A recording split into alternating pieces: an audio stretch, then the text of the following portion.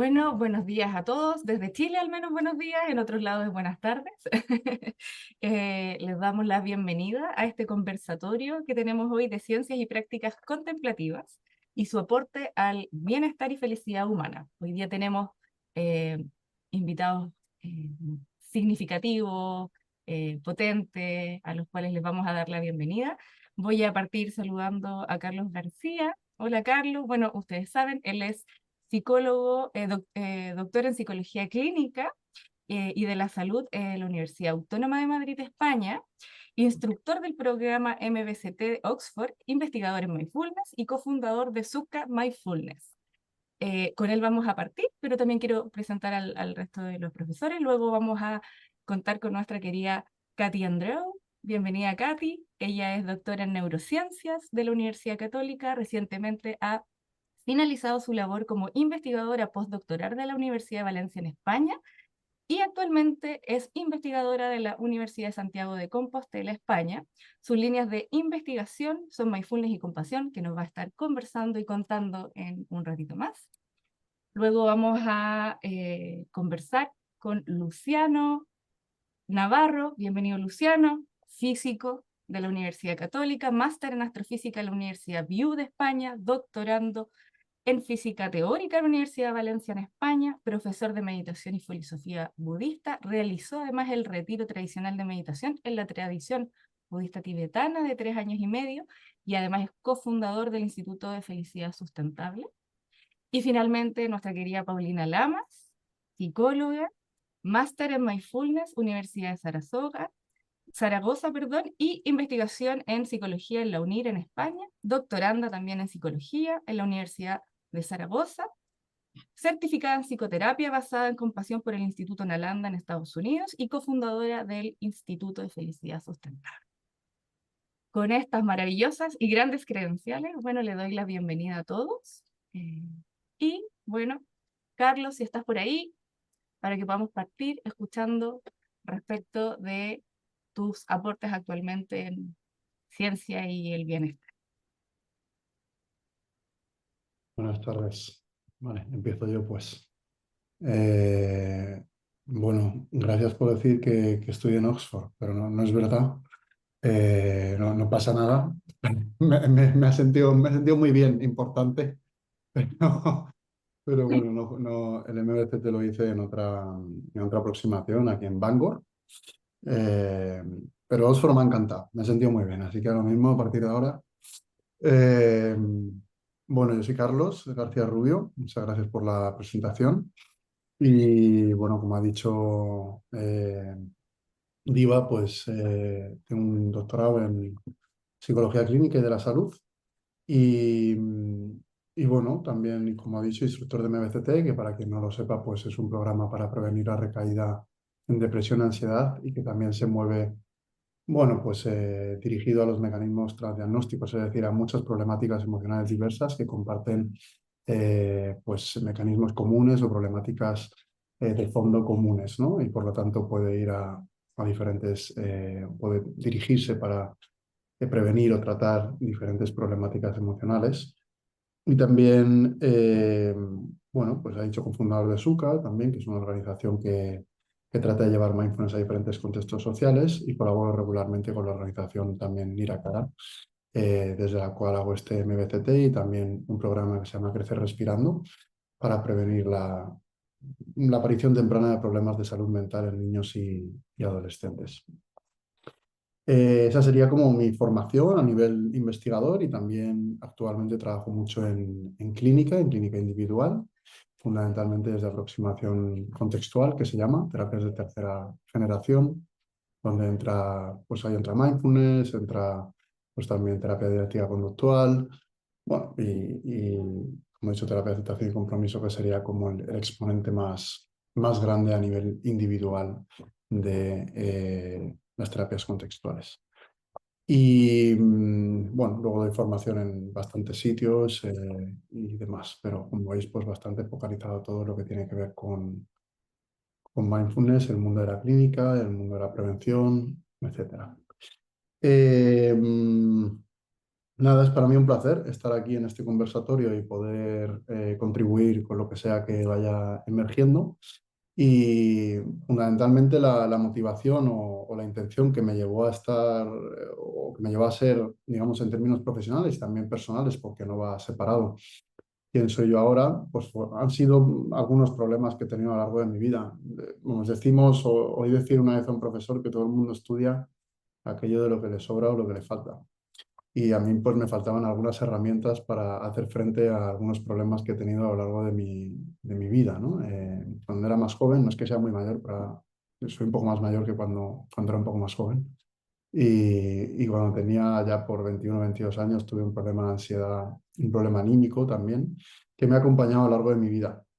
Y bueno, en ese momento empecé, una de las aproximaciones que me ayudaron a la mejora fue la meditación, en concreto dentro de una escuela de budismo, el budismo Theravada, que bueno, estuve un par de años, digamos, en esta, pues dentro de esta aproximación, más una filosofía más ¿no? budista, una práctica pues que no tenía que ver tanto directamente con mindfulness, sino un poco más clásica, más tradicional. Y después de esto, pues es cuando un par de años después vino toda la corriente del mindfulness. Y como a mí me había ayudado la meditación y veía que tenía similitudes, pues empecé a focalizarme por esta vía de mindfulness y me ha ayudado mucho para gestionar pues mis problemáticas de salud mental, físicas también. Y a lo largo de los años, los últimos 15 años, os hablo más o menos, pues esa ha sido mi motivación y mi intención a nivel, digamos, para poder trasladar o transmitir pues todo lo que es la práctica contemplativa y la ayuda que le puedo ofrecer a otras personas que a mí pues me ayudó. Yo particularmente sentí que cuando tuve estos problemas, en aquel momento, si yo hubiera tenido ciertas herramientas, pues no se hubiera complicado tanto como se complicó, y se complicó un poquito. Entonces, básicamente tenía una desconexión bastante fuerte, yo vivía de la cabeza para arriba, no miraba mucho al cuerpo, mi cuerpo estaba diciendo cosas y no tenía herramientas para poder pues sostenerlo, escucharlo, reconocerlo, poder autorregularme. Y cuando, bueno, empecé a entender un poco más todo eso, una idea que tuvimos fue llevarlo a un contexto preventivo, a un contexto como es la escuela, para dar a niños y adolescentes herramientas, en este caso mindfulness, que les ayudasen en los momentos donde pudiesen tener más dificultades, por ejemplo, en la adolescencia, donde suelen venir, donde suelen aparecer muchos problemas de salud mental. Esto lo hemos hecho entre un montón de gente. Estoy hablando aquí, pero bueno, en la época en donde estaba la Universidad Autónoma de Madrid, pues con un montón de gente. Aquí está Katy Andreu también, que ahora escucharéis, que hemos estado codo a codo durante muchos años y seguimos ahí también. Y hemos estado haciendo diferentes investigaciones acerca de la efectividad del programa. Entonces, pues bueno, en Madrid, por ejemplo, tenemos un estudio publicado recientemente, ¿no? En el 2023. Bueno, la ciencia va tan rápido que parece ya todo viejo, pero en realidad no, en el 2023. Y bueno, pues mostramos cambios pues en regulación emocional, en las habilidades de mindfulness, en los problemas de relación entre iguales de los chavales, en la motivación, también en disminución de la ansiedad, pues variables que tienen que ver con la promoción de la salud mental y también con la promoción del desarrollo socioemocional. Y luego también junto a Katy hicimos una investigación en Chile, justamente en un barrio con alta vulnerabilidad en Santiago, en Cerrillos, y bueno, Katy con toda su expertise de electroencefalografía, pues pudimos investigar, ¿no? El impacto que tenía a nivel cerebral la intervención con estos niños, ¿no? Siempre comparamos con grupos control, con otros niños que hacen otras cosas distintas.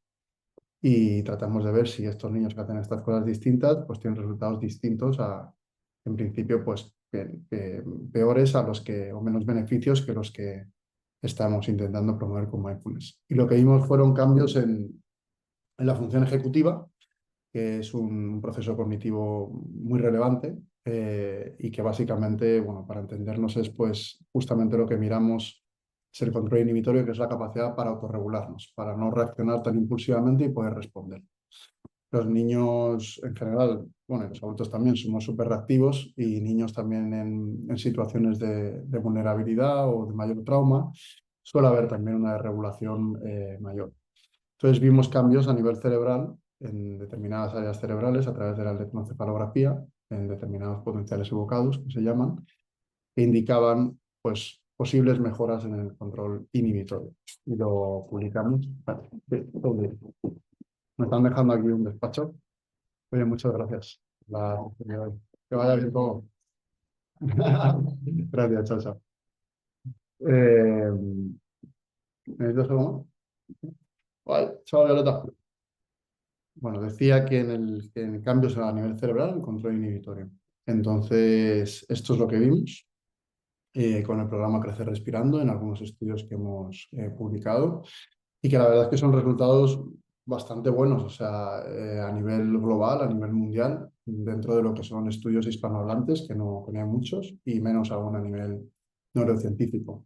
Entonces bueno, pues son resultados que nos han llevado casi 7, 8 años investigar y que pensamos, bueno, pues que es un aporte importante al campo de las ciencias contemplativas en niños y adolescentes.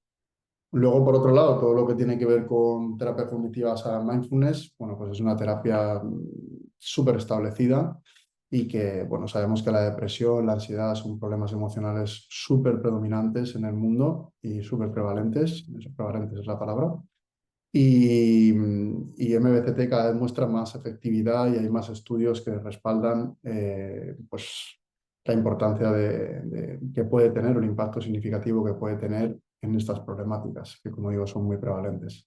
Entonces el trabajo que yo hago pues trata de ayudar a personas a, sobre todo, entender, ¿no? Un poquito cómo funcionan y desde qué patrones funcionamos, cómo funcionamos, cómo regulamos nuestras sensaciones, nuestros pensamientos, cómo nos acercamos a ello y cuáles son los patrones más condicionados, es decir, lo que solemos hacer sin darnos mucha cuenta, pero que nos puede llevar a, pues, a entrar en trayectorias que son más problemáticas, ¿no? A caer en episodios depresivos, episodios ansiosos u otras problemáticas emocionales que pensamos que estamos libres de eso, pero en realidad, bueno, pues nadie está libre de sufrir algo así a lo largo de su vida. Y este tipo de aproximación o la práctica de la meditación basada en mindfulness nos puede ayudar, y la autocompasión, por supuesto, nos puede ayudar a darnos cuenta de esos momentos donde estamos pues, entrando en arenas movedizas, entrando en terrenos más pantanosos, en espacios donde si no hacemos algo la trayectoria puede ir en una dirección complicada. Y mindfulness y autocompasión siempre nos van a permitir, de alguna manera, darnos cuenta de ese tipo de patrones y poder poner acciones o llevar a cabo acciones que nos faciliten tomar direcciones de mayor autocuidado. Básicamente es un poco la aproximación que trae MBCT. En concreto con lo que se llaman pródromos, que son como los signos que te indican que estás entrando en terrenos más pantanosos. Y esos momentos donde no nos apetece mucho cuidarnos, pues lo que nos permite la meditación per se, y luego per se la sentada nos ayuda, pero también traerlo a nuestra vida diaria y poder ver todo ello, tomar conciencia y hacer algo con ello. Eh, y luego, bueno, a nivel individual en la clínica, pues trabajo con personas que tienen diferentes problemáticas, fundamentalmente es de terapia de aceptación y compromiso, donde mindfulness es una herramienta, no es como las intervenciones basadas en mindfulness, donde utilizamos muchísimo la meditación, de 45 minutos, 40 minutos, sino que son ejercicios mucho más adaptados, donde se utiliza pues esa aproximación que nos va a permitir promover sobre todo el descentramiento, la difusión cognitiva, el trabajo con valores y ser capaz de reconocer qué es lo que está sucediendo con esa difusión cognitiva, con ese descentramiento, para poder dirigirnos hacia valores, hacia direcciones que estén guiadas por valores y no tanto por patrones de miedo, por patrones evitativos. Es decir, todos hacemos cosas donde tratamos de evitar lo que no nos gusta y tratamos de ir hacia lo que nos gusta. El problema es que algunas veces, de tanto evitar e intentar ir hacia lo que no nos gusta, intentando no ir hacia lo que no nos gusta, que no es consciente, puede ser que lo hagamos como una forma, lo más común es que lo hagamos sin darnos cuenta. Cuando queremos dar cuenta, pues estamos metidos en un lío, ¿no? Entonces, en terrenos difíciles. Bueno, esto lo sé bien porque a mí me pasa, entonces lo puedo contar, ¿no? Esto nos pasa a todos, entonces a mí me pasa en el día a día. Entonces, al hacer esto, bueno, pues intentamos en consulta, ¿no? ver cuáles son esos caminos que nos llevan a espacios más complicados y utilizamos diferentes estrategias, diferentes ejercicios basados en mindfulness y en autocompasión para trabajar, por ejemplo, la vergüenza, la autocrítica, la culpa, emociones muy predominantes y que están en la base, bueno, pues bueno, que forman parte de nuestro repertorio humano, pero son complicadas en algunas ocasiones. Y trabajamos en consulta desde esta perspectiva. Y, y no sé, creo que, digamos, por decir bueno, por hacer un resumen, todas estas serían como aproximaciones que tratan desde las prácticas contemplativas, sobre todo, como digo, desde mindfulness, autocompasión, un mundo más de la compasión, pues promover el bienestar, la felicidad, poder reducir también el sufrimiento, poder mantenernos a flote en momentos muy complicados, sin irnos a pique, que se dice en España, es decir, sin caer. Eh, y eso, y luego, bueno, todo lo que tiene que ver con la formación, pues es tratar de trasladar o transmitir todos estos conocimientos, como a vosotros, por ejemplo, ¿no? Que ya nos hemos visto en este diplomado, o en otros, pues una formación que sea segura, que sea respetuosa, auténtica, que pase en primera persona para poder entender cómo llevarlo y que desde ahí pues generemos bueno, pues una interiorización de lo que significan la práctica de mindfulness, de autocompasión, para poder trasladarlo desde ese lugar y no desde un lugar como más desconectado o porque nos hayamos leído algo simplemente, y que pueda haber una transmisión real acerca de lo que significa. Y no sé cuánto tiempo llevo hablando, pero más o menos eso es lo que puedo aportar así de entrada. Así Estamos que, perfectos en el tiempo, no te preocupes. no, perfecto, pues yo estaba controlando, pero más o menos, supongo. Genial. Muchas gracias, Carlos. Y será un placer todo lo que salga aquí. El repertorio es mucho más difícil hablar siempre en una persona que luego cuando conversemos. Así que, nada, Me muchas imagino gracias. que sí. Muchas gracias.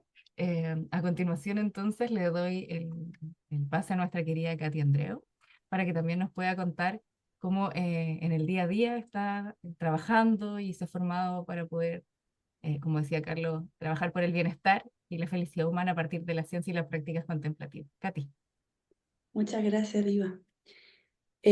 Bueno, soy Katy, creo que la mayoría o quizás todos ya me conocen por ahí en alguna clase, Em, pero agradezco y también aprovecho esta instancia para poder hablar como de proyectos en los que hemos trabajado, como comentaba Carlos, quizás en algunos juntos, en otros con otros equipos, pero también como para poder escucharnos entre todos. Em, bueno, creo que puedo decir que he trabajado como en distintos proyectos o líneas de investigación con distintos tipos de prácticas, ¿no?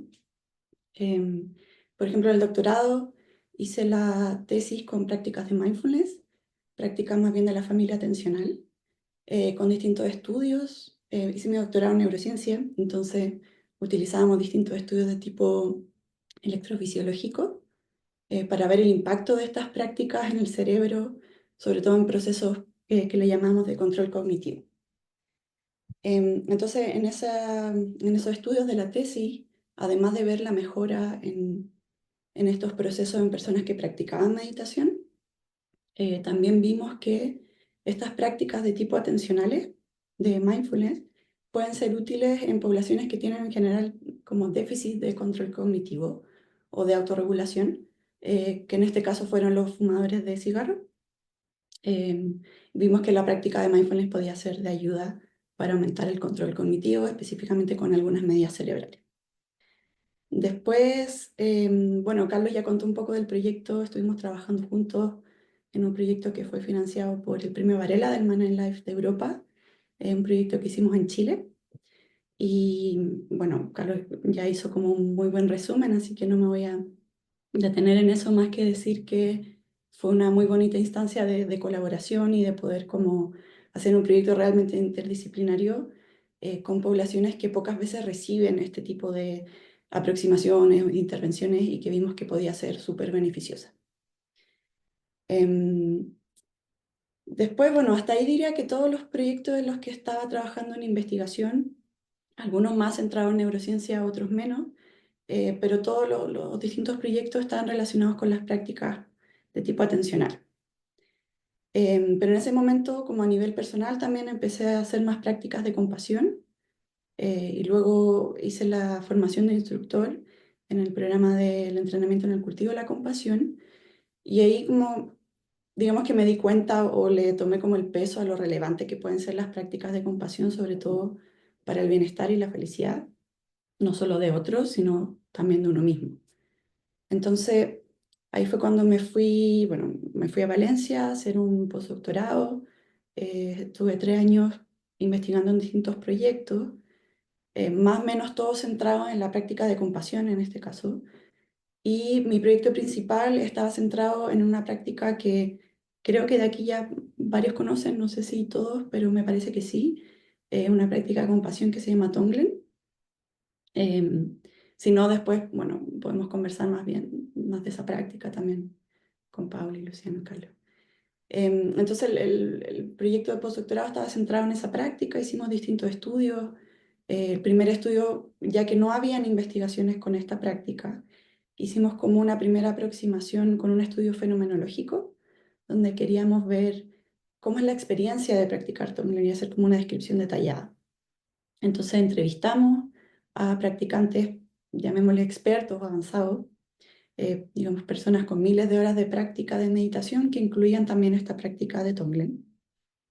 Y entonces hicimos como una descripción muy detallada de la experiencia de cómo es practicar Tonglen y también cómo las personas la practican de distinta manera. Si bien hay como una instrucción más bien central, vimos que igual habían diferencias que pueden estar o no relacionadas con distintas tradiciones, etc. Entonces, esa como una primera aproximación a la práctica de Tonglen, considerando que no había como una muy buena descripción también fenomenológica. Después hicimos otro estudio con profesionales de la salud, que, bueno, sabemos que es una población que normalmente tiene una alta tasa de burnout o este síndrome del quemado, sobre todo relacionado a una fatiga empática por estar constantemente en contacto con el sufrimiento. Entonces queríamos ver los efectos de esta práctica, particularmente en esta población, y hicimos un estudio que, bueno, también incluía medidas electrofisiológicas, pero también otro tipo de medidas más conductuales, como una tarea que ya había sido usada en otros estudios de compasión, que es una tarea de videos donde se muestra videos de personas en sufrimiento y luego les preguntábamos cómo se sentían después de ver esos videos, como distintos tipos de mediciones más afectivas o emocionales. Y también, por ejemplo, si había una motivación de ayuda y también hacíamos una pequeña entrevista, en este caso microfenomenológica, para conocer como la experiencia en primera persona de enfrentarse como a esos videos de personas en sufrimiento. Y era un estudio como más bien con un diseño longitudinal, entonces tomábamos todas estas medidas como antes y después de que las personas practicaran en el laboratorio, en la misma sesión en el laboratorio, con el electroencefalograma, todo. Y después las personas tenían que seguir practicando por 2 semanas y volver a una segunda sesión en el laboratorio. Y ahí volvíamos a tomar las mismas mediciones, a realizar una entrevista un poco más larga para conocer la experiencia ahora con la práctica de Tonglen por estas 2 semanas.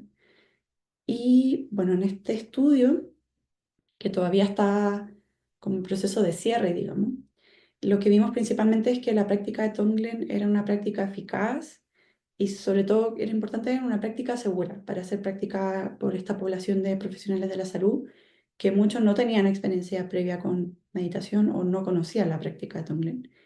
Y vimos cómo aumentaba la compasión y la motivación de la ayuda, pero también vimos cómo la práctica de Tonglen era efectiva para promover un estado del sistema nervioso donde hay más activación del sistema parasimpático, ya que se activa el nervio vago. Y bueno, como estaba trabajando en este laboratorio en Valencia, que es un laboratorio que combina o trabaja con tecnología y psicología, ellos ya llevaban de antes una línea de investigación en donde habían visto que había un grupo de personas que les costaba hacer prácticas de meditación en compasión porque tenían bajo nivel de visualización o les costaba visualizar. Y cuando las prácticas eran muy visuales, eso les generaba como una frustración y desconectaban de las prácticas de compasión. Y entonces ellos habían estado investigando si el uso de realidad virtual como una herramienta para apoyar las prácticas de compasión podía ser beneficioso, particularmente en este grupo de personas, sobre todo, que no es la mayoría, pero tampoco son pocas. Y entonces también, como para seguir trabajando en esa línea que ellos ya llevaban, diseñamos un entorno de realidad virtual donde las personas practicaban Tonglen en realidad virtual, donde en vez de tener que visualizar, Tonglen a veces tiene muchos elementos visuales o puede ser una práctica compleja, y aquí los participantes veían directamente como los distintos elementos y los distintos pasos que componen esta práctica. Entonces, sobre todo pensaba como en personas sin mucha experiencia en meditación, vimos que podía ser súper beneficioso. Y bueno, ahí se siguen haciendo investigaciones con este entorno que diseñamos, que era bien básico, pero digamos que cumplía su función. En paralelo a eso, también tuvimos como la casualidad, digamos, de que conocimos a un investigador que estaba en Santiago de Compostela, que es en el norte de España, que también trabajaba con realidad virtual y también trabajaba con o el apoyo de realidad virtual en prácticas de meditación, en este caso que están inspiradas en el budismo tibetano, como prácticas más tradicionales, modificadas para ser practicadas en realidad virtual. Y en ese momento viajamos aquí a Santiago, tuvimos la experiencia con mis, digamos, co-investigadores y nos dimos cuenta que la práctica que se hacía era más bien una práctica como de tipo deconstructiva, donde la idea es inducir a través de la realidad virtual una experiencia que se conoce como autotrascendencia. Y la autotrascendencia consiste en como dos elementos. Uno es la disminución del sentido del yo, o disminución del ego, o como lo queramos llamar, porque tiene muchos nombres. Y el otro es el aumento del sentido de conexión con otros. Entonces esos dos componentes forman la autotrascendencia, o en inglés se conoce como self-transcendence state or experiences. Y entonces para nosotros fue una experiencia muy significativa y nos indujo como un estado bien potente que pues, con una sola sesión estuvimos como una semana sintiendo mucha, mucha conexión hacia otras personas. Y desde ahí nos inspiramos como en que hagamos investigación en este tipo de experiencias que hasta en ese momento tenía muy poquita investigación, algo, pero poco. Entonces hemos estado trabajando en colaboración con ese grupo, el grupo de Valencia y el grupo aquí de Santiago, para ver el impacto de este tipo de experiencias de autotrascendencia, no solo como en el estado inmediato de disminución del yo o de aumento de la conexión, pero también como esta experiencia que también se podría llamar como de selflessness, se relaciona con una disminución en el afecto negativo y vimos que sobre todo un aumento en el afecto positivo o el bienestar. Entonces, actualmente estoy trabajando con ese grupo de Santiago de Compostela. Estamos empezando ahora un proyecto eh, que tiene más que ver con este tipo de prácticas, llamémosle como más deconstructivas en cierto sentido. Es un proyecto financiado por una fundación de Estados Unidos y queremos ver si estas experiencias de selflessness o autotrascendencia que es inducida por la realidad virtual y la práctica de la meditación, si puede ser útil en personas, en este caso, pacientes que tienen un diagnóstico de enfermedad terminal y que presentan altos niveles de ansiedad a la muerte. Y en general este grupo, población más bien como de cuidados paliativos, eh, presenta varias problemáticas relacionadas con la salud mental, ¿cierto? Como bajo bienestar, alto índice de depresión, alto índice de ansiedad, sobre todo una ansiedad específica que es ansiedad a la muerte, y también reportan sentirse muy aislados o solos.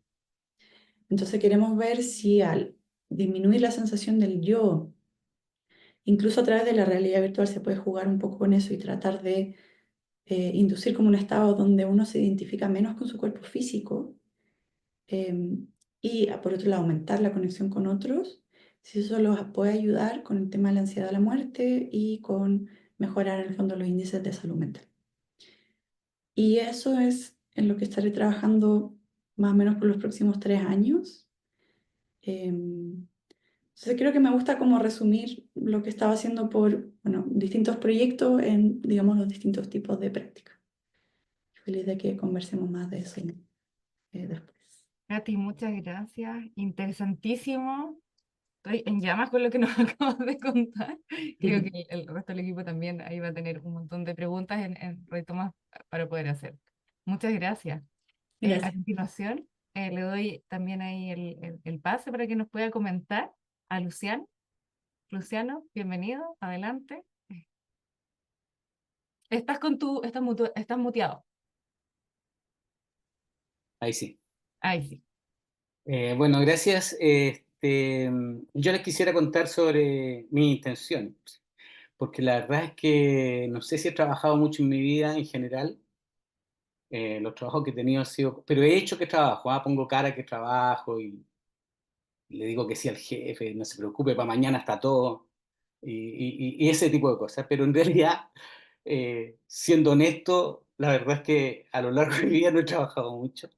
Y la verdad es lo que mi interés no está en la terapia, no está en poblaciones que sufran alguna determinada enfermedad. Mi interés está en el camino espiritual, en el camino espiritual de largo aliento. Y, eh, y en ese camino en general, si bien hay de todo tipo de personas, algunas sufren más determinada actitud como estrés, ponte tú, pero en general es gente más o menos sin grandes complicaciones en la vida, digamos. Y ahí estoy básicamente. Yo soy básicamente un estudiante, no soy un profesor ni nada de eso, digamos. Y me he pasado la vida estudiando. Durante 15 años estuve estudiando budismo tibetano, estuve 4 años después en retiro, donde ahí se cumplen muchas miles de horas de práctica meditativa. Se practica básicamente entre 10 y 12 horas diarias, eh, como les digo, durante varios años, y las técnicas son las técnicas del Tantra, donde son esencialmente visualización. Eh, Se visualizan distintas entidades, digamos, o deidades, como ustedes quieran llamarlas, eh, durante largos periodos de tiempo. Y por lo tanto uno por lo menos a mí lo que me pasó fue que todo el estudio conceptual que tenía de los libros de budismo, de los clásicos budistas, después del retiro se conectaron. O sea, antes del retiro uno tenía una especie de biblioteca en la cabeza, un montón de libros en la cabeza ordenaditos, pueden estar ordenaditos, pero no conectados entre ellos. Y a mí me parece que una de las características de la práctica en el largo tiempo de la meditación es que se empiezan a conectar los distintos aspectos del conocimiento, de alguna manera, y se conectan con la vida, cómo uno aplica eso en la vida, esa conexión que puede ser explicada en una clase, pero que solamente puede ser vivenciada después de largos periodos de práctica. Eh, y bueno, mi actividad principal hoy día y en los últimos 20 años ha sido ser practicante espiritual, ser practicante budista, que no es solo meditar, sino que también es tratar de aplicar la filosofía o la perspectiva o la visión o el paradigma budista a las cosas que uno hace en el día a día. Y eso es medio complicado porque significa que uno conversa con personas que no son budistas o tienen otros caminos espirituales, y eso a veces choca y es percibido como agresivo, en consecuencia que no lo es sencillamente que tenemos distintas visiones, y más encima en un mundo súper polarizado hoy en día, en que a ti no te preguntan cuál es tu opinión sobre Boric, pues preguntan, lo que quieren saber es en qué lado, si estáis apoyando a Boric o estáis en contra de Boric, si estáis a favor de Trump o estáis en contra de Trump. Entonces, eso es la polarización del mundo que hace que las conversaciones sobre las distintas formas de vivir la vida a veces se hacen difíciles. Entonces, ese es como lo que yo entiendo del practicante espiritual, ese camino. Yo pienso que aunque uno no resuelva problemas específicos, tener un camino espiritual es una de las variables del bienestar. Tener una mirada de largo plazo, porque uno puede ir a un terapeuta que lo ayude en un aspecto específico de la vida, ¿no? Y pueden haber varias técnicas para eso. Pero también creo que se necesita tener una mirada de largo plazo, que no solamente esté que esté a lo largo de la vida, por un lado, y por lo menos desde mi perspectiva, que esté a lo largo de muchas vidas en el futuro, por esta historia del Renacimiento. Eh, entonces, hay una perspectiva del mundo distinta, donde los problemas de a uno del día a día no son tan relevantes, porque uno tiene muchas vidas para adelante. Es como que se disuelve la densidad del sufrimiento, porque si este sufrimiento es tan importante y tengo poco tiempo para resolverlo, se hace más grande todavía. Pero si ese problema uno lo mira a lo largo de muchos años o de muchas vidas, ese pequeño problema ese problema se considera un pequeño problema, donde uno le da menos peso a lo que a la, a las a la, a lo- al- a las malaventuranzas de la vida, digamos, y a las cosas duras o ríspidas de la vida. Entonces yo creo que el vector espiritual es, a mi modo de ver, una necesidad que todos deberíamos tener de alguna manera. Algunos podrán ser budistas, otros podrán ser musulmanes, o creer en cosas de largo plazo como el destino de la humanidad, ponte tú, o que la ciencia va a resolver tal o cual problema en el largo plazo. En fin, cada uno deberá buscar su propio camino espiritual o su propia mirada de largo plazo. Yo creo que la práctica meditativa es un proceso investigativo. O sea, no es solo la repetición de la meditación, sino que cuando uno medita está investigando la naturaleza de la propia mente. Desde ese punto de vista, uno es una especie de investigador, pero no con los cánones de la ciencia, naturalmente, en la práctica espiritual, sino que con los cánones o la estructura que te provee un determinado camino espiritual. El caso del budismo es muy estructurado, las prácticas son muy regulares, hay muchas cosas escritas sobre las distintas prácticas, hay muchos maestros que han enseñado esas prácticas, hay manuales de esas prácticas, en fin, entonces tiene la característica que es estructurado y uno no es divergente, no se desparrama sobre el universo, sino que más bien está concentrado en prácticas específicas, concretas, que tienen determinadas prácticas. Por ejemplo, hay una práctica que algunos de ustedes a lo mejor la conocen, que es cuando uno está con problemas económicos, uno puede hacer hasta una práctica para resolver los problemas económicos. Es que se llama chambal amarillo.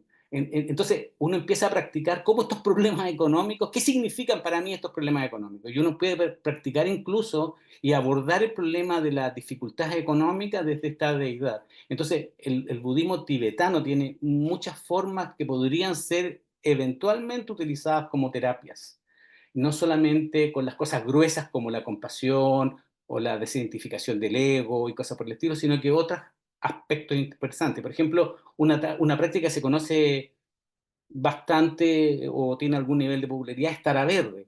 Tara Verde tiene la característica de empoderar. Es una de las pocas deidades femeninas, por ejemplo, y que tiene la característica de empoderar. Entonces, cuando uno anda así como no voy a poder, no lo voy a lograr o no lo voy a alcanzar, uno podría practicar esta Tara Verde y obtener algún tipo de resultado. Por supuesto, no tengo manera de verificarlo, no tengo manera de comprobarlo excepto la pura experiencia personal. No sé si habrán estudios académicos al respecto. Y lo otro que hago es que actualmente estoy estudiando, como se menciona ahí, el doctorado en física teórica y parece que esto no tuviera nada que ver con la práctica espiritual o con tener una buena vida, con bienestar. Yo trabajo prácticamente, mi investigación está centrada en cosmología, que es cómo cómo evoluciona el mundo, y eso es parte del área de la física teórica, como señalaba, del área de cosmología y gravitación. Cuando uno trabaja en este tipo de cosas, trabaja básicamente con los elementos más fundamentales del universo. Por ejemplo, el espacio-tiempo, la gravedad, eh, la expansión del universo, la famosa energía oscura, y ese tipo de cosas, que parecen que en realidad son los bloques más elementales en el universo. Digamos, yo pienso que un psicólogo trabaja con personas, lo cual es altamente complejo. Eh, eh, un neurocientífico trabaja con muchos elementos, muchas neuronas, y 100.000 millones de neuronas. Es difícil, son cosas muy complejas. Las personas, somos individuos, seres complejos.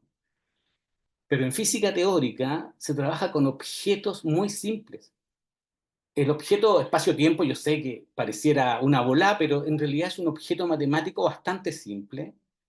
Evidentemente que hay mucha matemática metida en el baile y eso hace que la gente lo considere complicado, pero desde el punto de vista de lo que uno está trabajando es bastante simple. ¿Y qué pasa? Que en el mundo de la física tiene una característica que viene ya hace muchos años, que está quebrando lo que se entiende por mundo común y corriente. La física clásica, la mecánica cuántica rompe con la percepción de que el mundo es como es. Que el mundo, por ejemplo, ya no es exclusivamente material. En mecánica cuántica, cuando uno va a entender qué es una partícula, la partícula no tiene masa, por ejemplo, ya no existe la masa es un equivalente a un elemento de energía. Por lo tanto, la física teórica tiene una característica que es que empieza a romper el viejo paradigma estricto, cuadrado, ¿sí? Y que es algo que coincide con las prácticas, en general las prácticas contemplativas, ¿no? En particular las prácticas de meditación. Y esta ruptura, uno para poder sacarle provecho a las distintas técnicas de meditación, requiere tener una nueva visión del mundo. O sea, sin visión, sin una mirada de largo plazo, es muy difícil que las prácticas meditativas se puedan mantener en el tiempo y además que tengan resultados. Ese es, por ahí me acuerdo yo que Katy me pasaste un artículo de Richard Davidson donde se mostraba que no se podía, que en 8 semanas no alcanzaban a ver cambios estructurales, un artículo súper interesante, lo que significa que uno para poder tener cambios estructurales necesita meditar durante mucho tiempo. Para meditar en mucho tiempo uno tiene que tener un cierto convencimiento, tiene que tener una visión del mundo. Entonces las prácticas meditativas, todas las prácticas meditativas que incluyan las terapias, que no incluyan de alguna manera un cambio de perspectiva del mundo, sus resultados, a mi modo de ver, en términos de opinión, van a ser más acotados. Entonces, lo que está pasando con la física teórica es que justamente está rompiendo esos elementos. Hoy día ya se habla que el espacio-tiempo no es lo último que hay, que el espacio-tiempo cambia. Voy a dar algunos ejemplos para que ustedes vean cómo estas ideas tan raras, tan lejanas de lo cotidiano sirven. En 1905, Einstein sacó un estudio que se llama un paper por el cual después en el 1921 le dan el premio Nobel, que se llama el efecto fotoeléctrico. Me imagino que todos tienen un celular. Y en el celular, cada vez que lo cambian, ustedes se fijan la cantidad de píxeles que tiene para sacar una buena foto. Estos píxeles, estas fotos que saca este celular, están basadas en el efecto fotoeléctrico de Einstein que descubrió en 1905. Yo imagino que todos ustedes, si van a un lugar a otro, utilizan el Google Maps, ¿no? ¿Así? El Google Maps se conecta a los satélites que en Chile se utiliza el sistema GPS y que aquí en España se utiliza el sistema Galileo. Son dos sistemas. Entre paréntesis, Galileo tiene 5 veces más precisión que el GPS norteamericano y americano. 5 veces.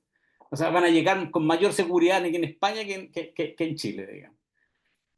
Bueno, estos satélites están a 30.000 35.700 kilómetros de la distancia de la superficie de la Tierra y se mueven a una velocidad de 11.000 kilómetros por hora. Eso significa que para poder tener precisión, los satélites tienen que hacer correcciones relativistas de la misma teoría de la relatividad para que funcione y les pille los lugares. Es decir, esta física básica, esta física teórica, en el largo plazo, después de muchos años, sí tiene utilidad. Por lo tanto, yo creo que el camino de estudiar la física teórica es también el camino de estudiar las cosas más fundamentales de la naturaleza. Y una de las cosas más fundamentales de la naturaleza, y es el objetivo de la meditación, es entender la naturaleza de la mente, la conciencia. Y en eso hay muchos estudios desde muchas áreas. Hay estudios de la conciencia, de la psicología, de la neurociencia, y aunque ustedes no lo crean, también de la física. Fay Fowler, que es una científica teórica norteamericana que trabaja en Cambridge, ella sacó una teoría de la conciencia a partir de la física. Cómo se entiende la percepción, cómo se entiende la captura de la subjetividad desde la física. Entonces lo que me parece a mí es que el bienestar no solo tiene que ver con un aspecto psicológico, también tiene que ver con la concepción del mundo que yo tengo y cómo abordo la totalidad del mundo. Y la totalidad del mundo no es solo la conciencia humana, sino que también lo que nos pasa en el mundo físico, en la química, en la totalidad, una mirada holística, si ustedes quieren. Y yo creo que esa mirada holística es un gran aporte de los practicantes de meditación de long term, de largo plazo de largo plazo. Entonces, yo abogo porque ojalá todos tuvieran un camino espiritual, que todos pudieran realmente practicar algo que les diera sentido a sus vidas en el largo plazo y que uno pudiera mirar holísticamente cómo todo de la naturaleza, desde la física, la química, la psicología, la neurociencia, todo es parte de una sola cosa, que es cómo nosotros nos sentimos bien en el mundo. Hoy día sería impensable para todos nosotros vivir en un mundo sin teléfonos celulares o sin una casa relativamente calefaccionada o que fuera lo suficientemente fresca en verano, en fin, sin aire acondicionado, en fin. Entonces, eso es lo que yo creo que podría aportar. Yo como les digo, no tengo ninguna investigación en el área de la salud o de la psicología. En realidad no tengo ninguna investigación. Así que yo lo único que digo es que a lo mejor hay que ser un buen estudiante nomás, que es lo que yo he hecho en el último tiempo. Y quizás con el tiempo alguien de esos buenos estudiantes podría ayudar al resto. ¿Sí? Eso, pues, muchas gracias. Muchas gracias, Luciano. Súper interesante la visión que nos presenta ahora para poder reflexionar un ratito más, ¿no? Paulina, no. Es momento, Paulina. Te damos el espacio para que nos puedas contar en qué estás tú hoy en día.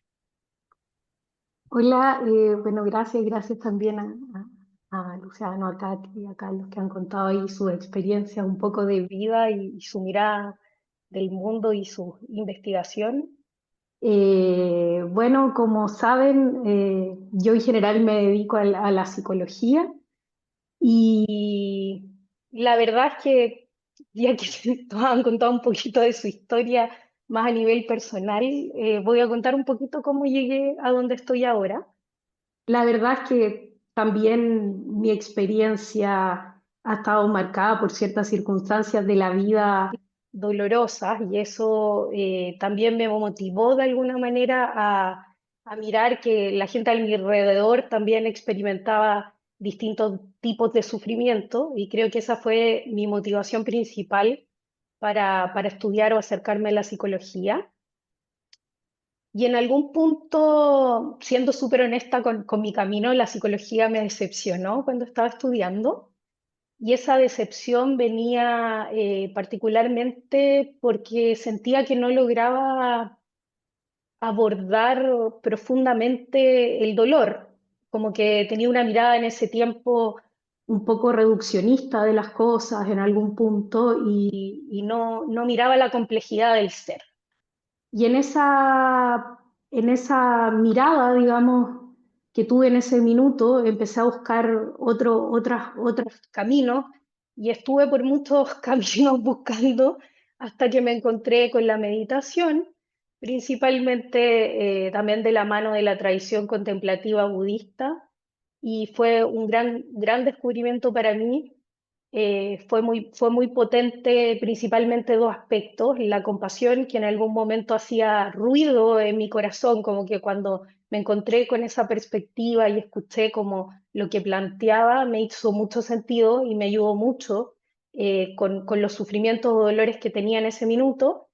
Y también empecé a reflexionar cómo esta mirada autorreferencial y este autocentramiento y cómo estar constantemente comparándonos con los demás, comparando mi vida, mirando desde mi propio ombligo, sostenía de alguna manera mi propio dolor. Y eso me llevó a seguir indagando al respecto, y luego me encontré con que la psicología estaba compartiendo mindfulness, y ahí empezó también un camino de acercamiento hacia ese ámbito. Ahí me acerqué a través del máster que hice, ¿no? con el equipo de Javier, básicamente, en Zaragoza, y empecé a interesarme en estos dos mundos. Bueno, siempre igual cuando estuve en la universidad participé mucho de ayudantías de neurofisiología en ese tiempo, y ahí conocí el trabajo de Varela y Maturana, y también me llamaba mucho la atención. Entonces, siempre desde mi perspectiva vi que el camino espiritual, en este caso la tradición budista, así como la ciencia y la psicología, tenían mucho que ofrecer en términos de bienestar y felicidad, y esa ha sido mi principal motivación hasta ahora. Y a partir de eso también me encontré con la psicología contemplativa, que fue un gran motivador también, y la perspectiva nueva de terapias, que es la tercera generación, y esta mezcla con aspectos más fundamentales de la vida que comparte a veces la filosofía budista, como la perspectiva del sufrimiento o esta mirada más de sentido a largo plazo en el contexto terapéutico. Empecé a ver muchos cambios en mis pacientes, un nivel de profundidad distinto a lo que estaba acostumbrada, y esto me llevó al camino donde estoy ahora. Y mi principal motivación hoy día y en lo que estoy trabajando es que la tradición contemplativa, a mi parecer, tiene mucho que ofrecer, miles de años de sabiduría y muchas prácticas que son muy ricas y que ofrecen una perspectiva del mundo y herramientas que, en combinación con nuestro conocimiento occidental, podrían ser de mucho beneficio para la felicidad y bienestar humano. Hasta ahora se ha investigado bastante en mindfulness, se ha empezado a investigar en compasión, pero hay una gama de prácticas que tienen un potencial increíble a largo plazo, y que se me hace muy interesante poder entender sus efectos y cómo nos benefician en este contexto. Y dentro de ellas, bueno, mi evidente interés en el tema del ego y la conciencia me ha llevado hoy día, bueno, a estar trabajando, a estar haciendo un doctorado con el grupo de Javier, que se dedica principalmente a los temas de mindfulness, compasión, pero principalmente a la deconstrucción del yo, y estoy haciendo hoy día mi doctorando ahí.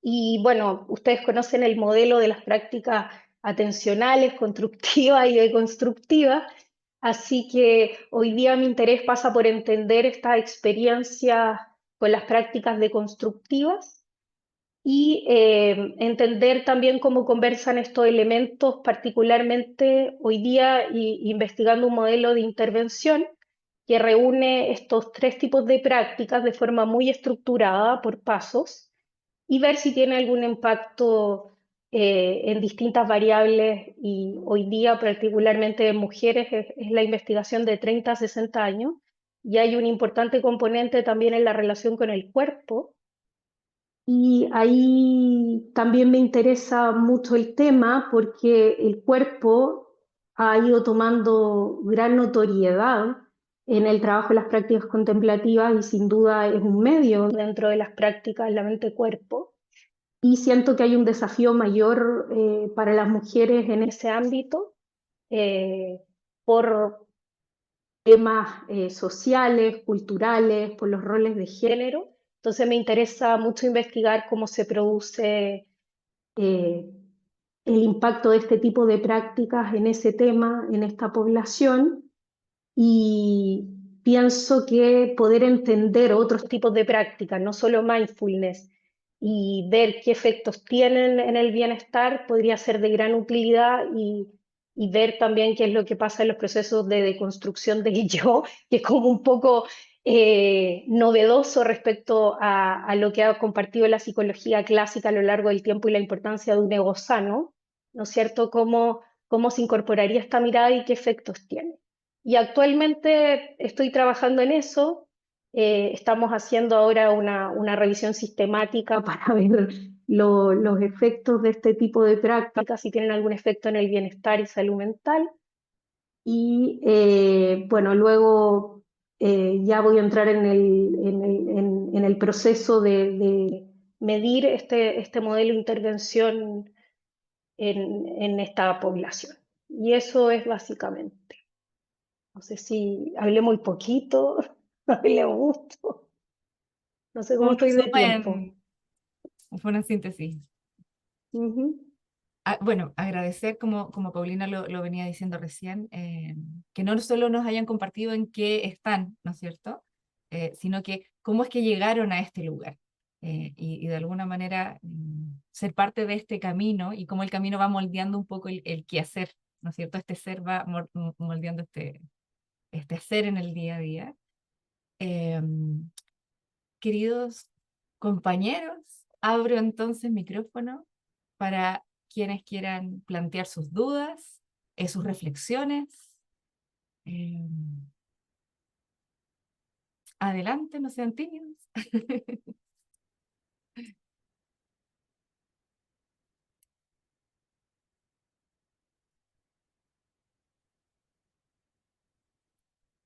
Hola, buen día. Pame, dale nomás. Bienvenida. Bueno, agradecerles. Me resulta como igual sanador escuchar, ¿cierto? Sus experiencias más bien personales. Creo que de pronto cuando uno busca el camino y empieza y va como en una senda, yo partí como enfermera de salud mental en el mundo de la psiquiatría y estoy en mindfulness hoy día y estoy en otra mirada, entonces como la trayectoria, es bueno encontrar personas que les ha pasado lo mismo, uno se siente así como acompañado, así como, ok, voy, voy. Agradecer eso. Tengo preguntas. Me interesó mucho, Paulina, la última clase que tuvimos con Javier García, que fue para mí muy significativa esa experiencia. Entonces, más que preguntarte a lo mejor de algún contenido o algo así, me gustaría, a lo mejor, quizás te tengo que hablar por interno, igual no sé, obtener más información del programa de doctorado que estás haciendo ahora con él. O sea, sería un interés para mí, eh, como para profundizar eso. Y también cuando Carlos nos hizo la clase y nos contó de este programa de Crecer Respirando, igual yo manifesté interés por conocer los resultados, pues entonces me habías dicho que estaba publicado también, como a lo mejor si me pudieras recordar dónde para buscar el artículo, para revisarlo más en detalle. Eso. Muchas gracias.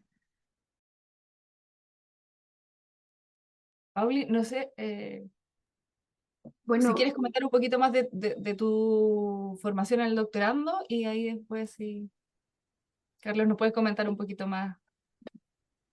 bueno, quizás, no sé, ahí creo que si hay algo de respecto a cómo funcionan los doctorados en España en lo que estoy equivocada, creo que Carlos me va a ayudar, porque es un poco diferente a la modalidad en Chile.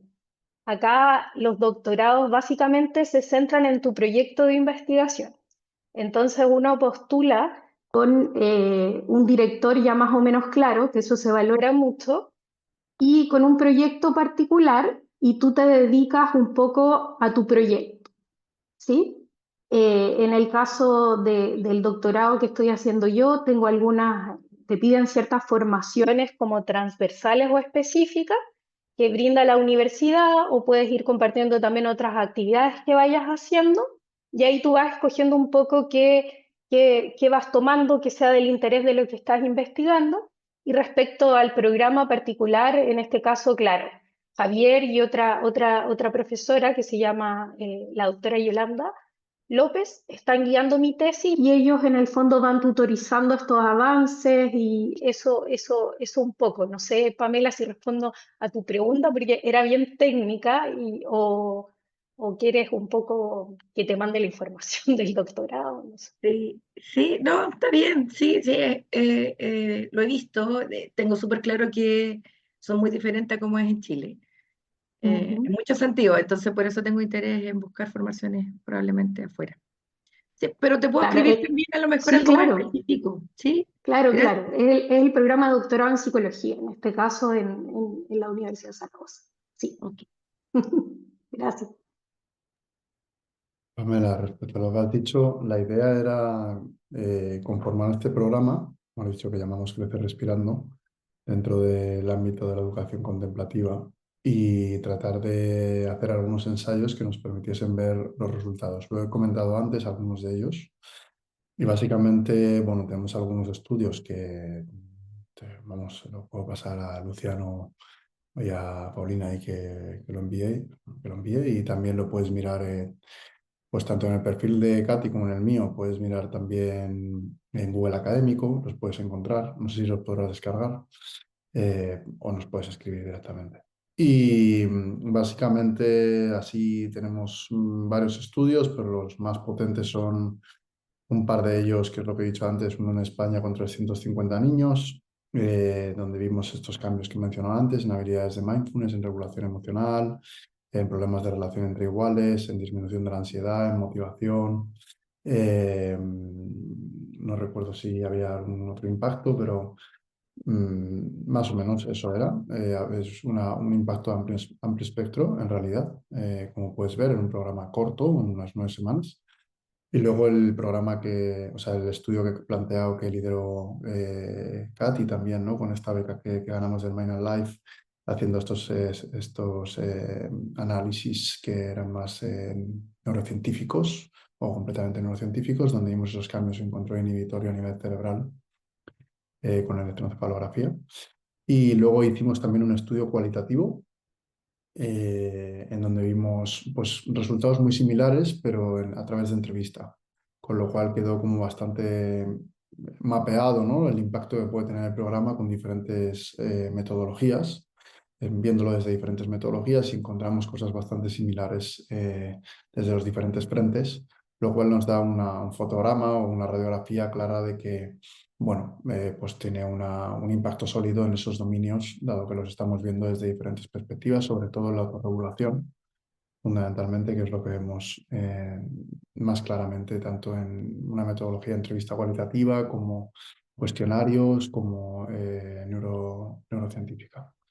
Eso, y luego tenemos 1 millón de datos ahí en el cajón, está muy bien, ¿eh? Están ahí y algún día, pues quién sabe, pero bueno, donde medimos un montón de cosas más y que estaría pues muy interesante mirar, por ejemplo, de temas de conducta prosocial. Prosocialidad no lo he dicho, pero también tuvo cambios en cuestionarios, pero hicimos algunos test que nos permitían mirar prosocialidad y que eran divertidos, pero bueno, al final no hemos mirado los resultados, los tenemos ahí. Era un test con pegatinas, con stickers. No sé si llaman pegatinas en Chile, no me acuerdo ya. No se llaman así, ¿no? Con bonitos. ¿Cómo era? ¿Cómo era? Sí. Eh, se llaman pegatinas stickers. Y bueno, veíamos cómo repartían los niños antes y después de la intervención, pues pegatinas, si se quedaban más para ellos o repartían más cuando era un niño que les caía bien, uno que no les caía bien, uno que estaba enfermo, uno que no conocían tanto, así. Y bueno, era una tarea que había utilizado Lisa Fluke previamente, una investigadora de la Universidad de Wisconsin, y lo llevamos a cabo, pero al final no hemos mirado los resultados, están ahí. Así que bueno, eso es lo que te puedo decir de los papers como más significativos que hemos publicado y que te podemos pasar si no los encuentras directamente.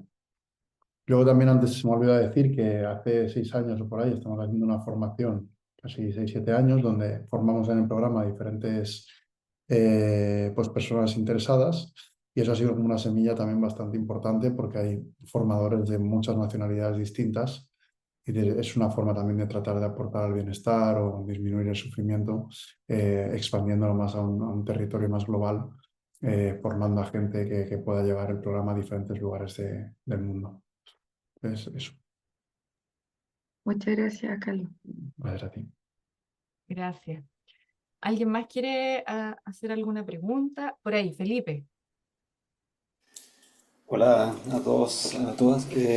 Bueno, muchas gracias por el conservatorio, la conversación. Yo quería hacer una pregunta para cada uno. No sé si... O sea, para ahora, mi perspectiva, lo que quisiera yo abordar es más bien continuar con las opiniones o con las perspectivas personales de cada uno y su experiencia con la meditación y la neurociencia. Por ejemplo, a Carlos García me interesó mucho la experiencia que está teniendo con este programa Crecer Respirando, y me gustaría ver quizás la sombra más que las luces, digamos, del programa, en el sentido de que, o conocer tu opinión respecto de eso.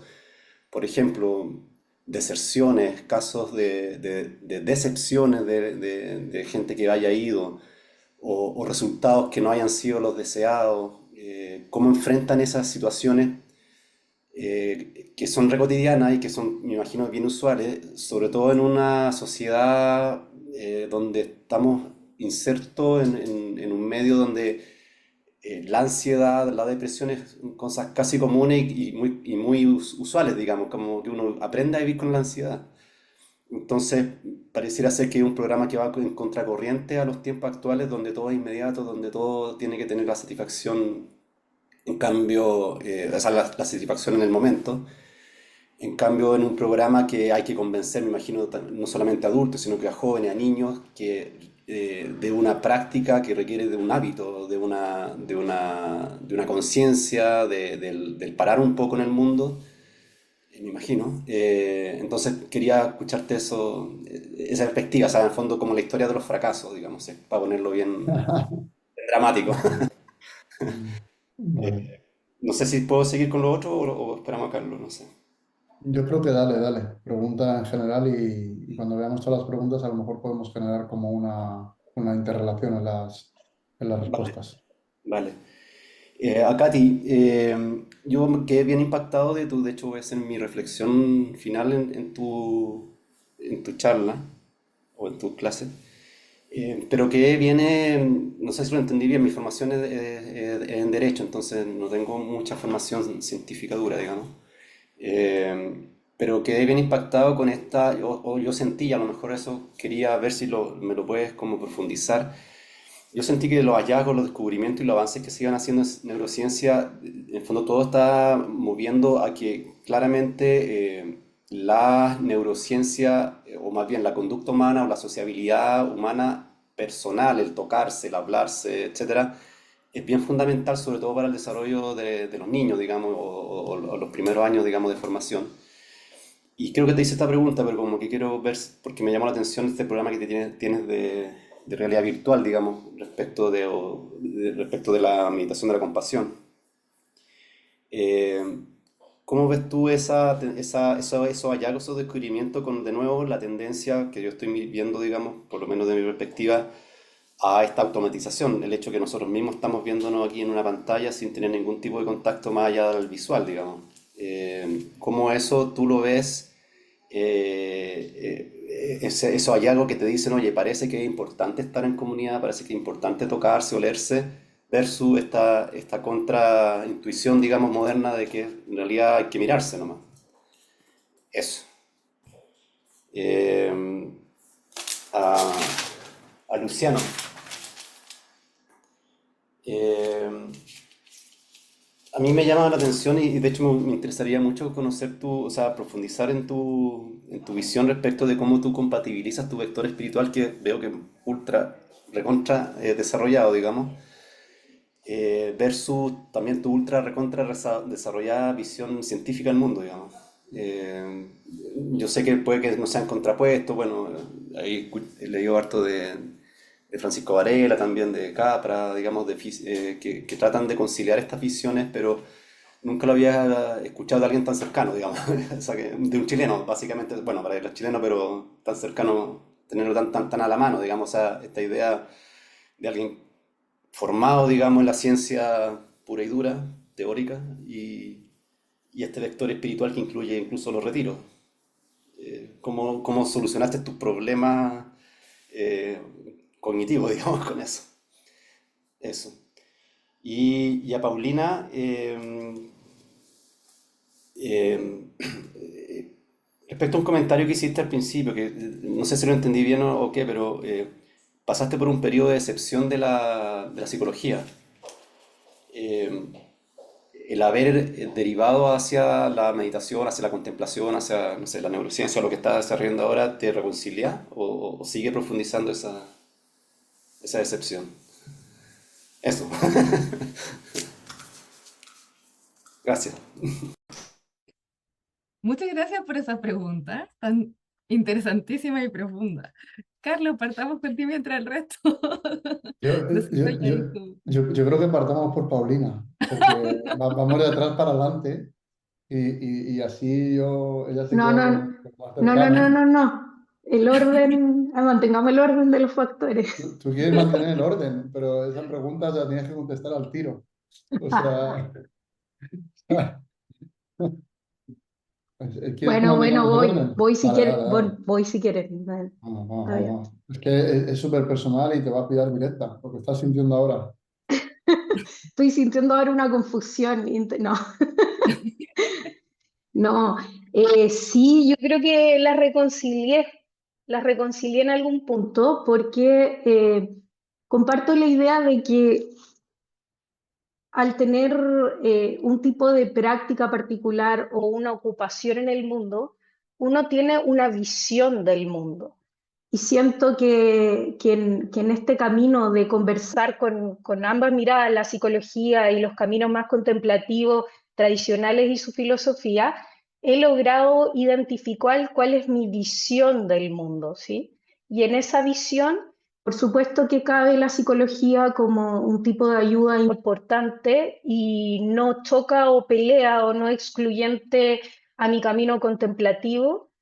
Y por tanto he podido conciliar esas dos miradas, me ha ayudado muchísimo respecto a lo que hago, la perspectiva de la psicoterapia contemplativa y la integración que he podido hacer desde los trabajos de tercera generación que me parecen muy interesantes, sobre todo este último tiempo, lo que también compartió Carlos, la mirada de ACT, de aceptación y compromiso, pero sí también integrando ciertas perspectivas que siento que ayudan mucho de la filosofía contemplativa budista, como las comenté, el tema del dolor, cómo se aborda el sufrimiento, el tema de la impermanencia a nivel más profundo, el tema del sentido de vida, cómo a veces estos loops de autorreferencia también sostienen ciertas dinámicas en los procesos psicoterapéuticos de dolor. Así que ha sido muy interesante este camino y hoy día puedo decir que me siento muy feliz y conforme del trabajo que estoy haciendo en psicoterapia. Y respecto a mi camino contemplativo, me siento en pañales, una reciente practicante y todos los días trato de mantener también esa mirada de humildad que a veces es difícil porque la sociedad exige como esta perspectiva un poco experta, ¿sí? Y creo que en eso me ha ayudado bastante también el trabajo que se ha hecho respecto a la relación paciente-terapeuta y los cambios de paradigma que que existen hoy día en esa perspectiva, donde mi foco principal en terapia, tomando esas dos cosas, se ha centrado en que la persona pueda descubrir la parte sana y sabia de sí misma. Entonces, ese aspecto me parece fundamental y mi enfoque en la terapia está puesto en eso, más allá de las técnicas o herramientas que uno pueda utilizar desde ACT u otras perspectivas.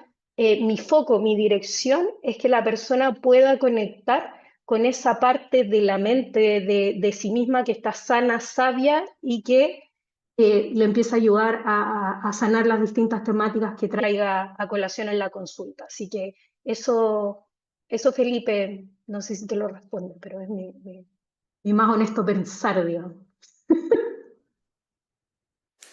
Sí, muchas gracias. Mm. Y aprovechando esa dinámica, ¿no? ¿Quién de los siguientes profesores quiere dar respuesta a las preguntas de Felipe? Yo porque creo que la mía también es más acotada y creo que la de Venga. Luciano y Carlos va más en la profundidad. Em, bueno, tu pregunta abre un debate que no es el caso, claro, pero tiene que ver un poco también con tecnología, no tecnología, me gusta, no me gusta, o en mi caso me gusta, pero me asusta. Em, pero como para dar una posición, creo que sí el toque y la presencia tienen un elemento muy importante para el desarrollo como social de nosotros como animales sociales que somos, y que ha sido el principal elemento en la evolución que hace que seamos los humanos que somos ahora.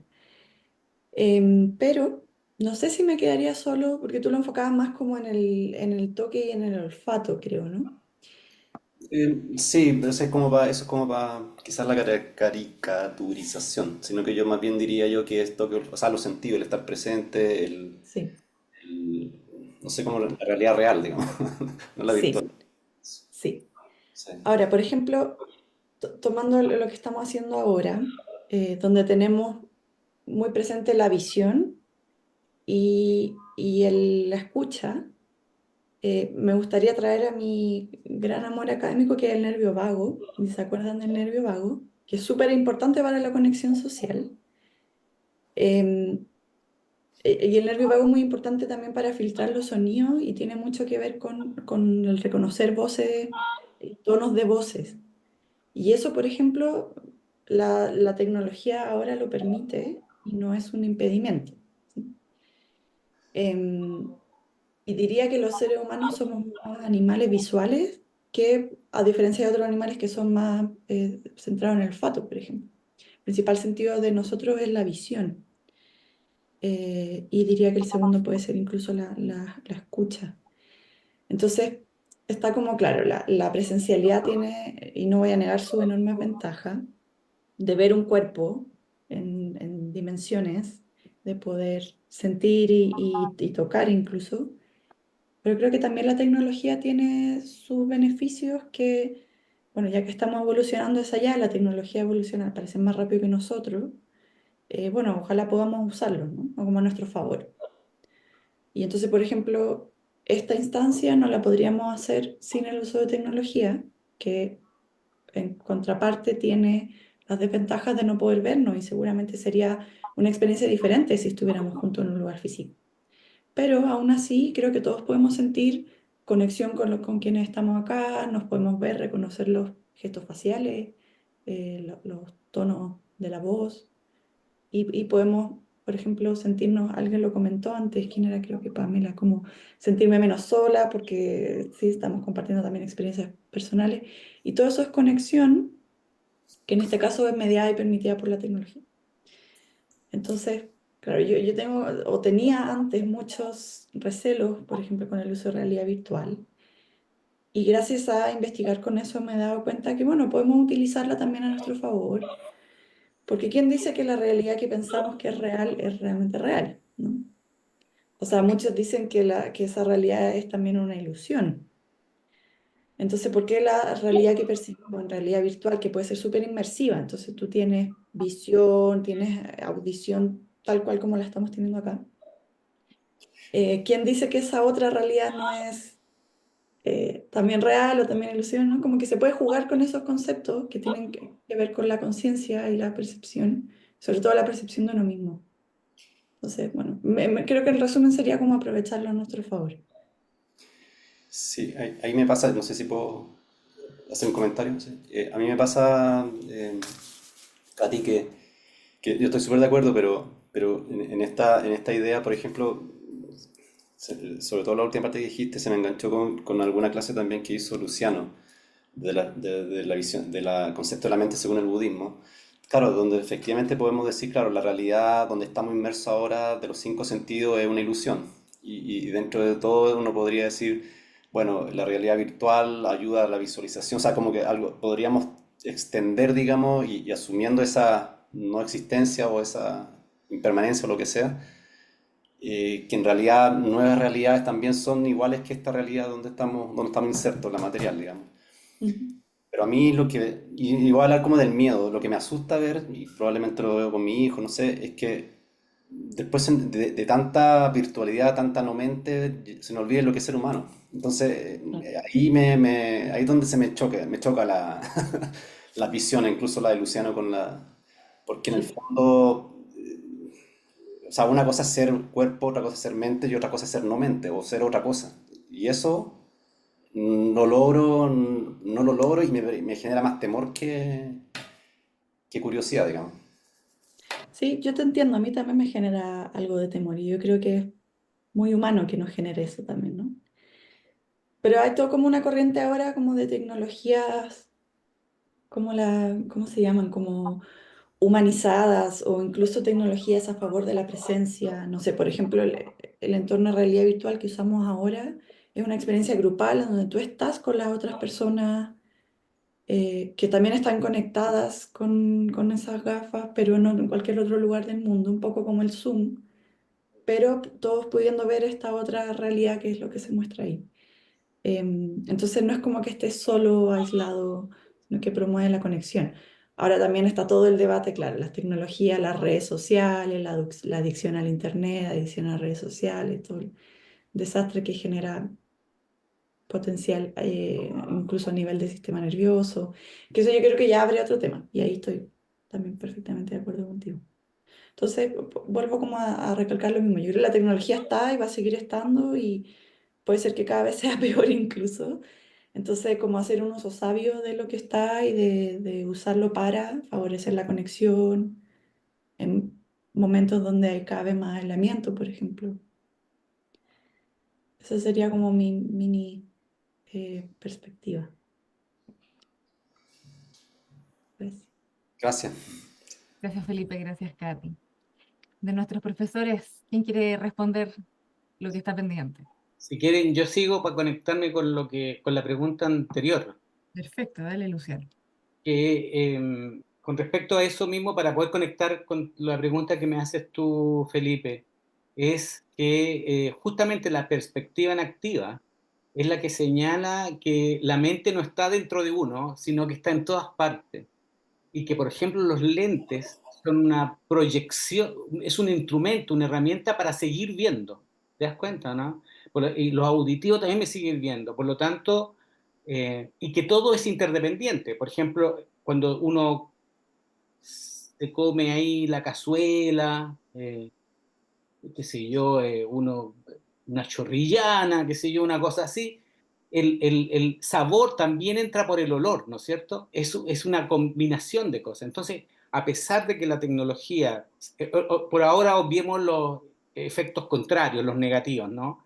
Pero la tecnología, uno, al ver a una persona, escuchar a una persona, uno se puede incluso hasta imaginar los olores de esa persona.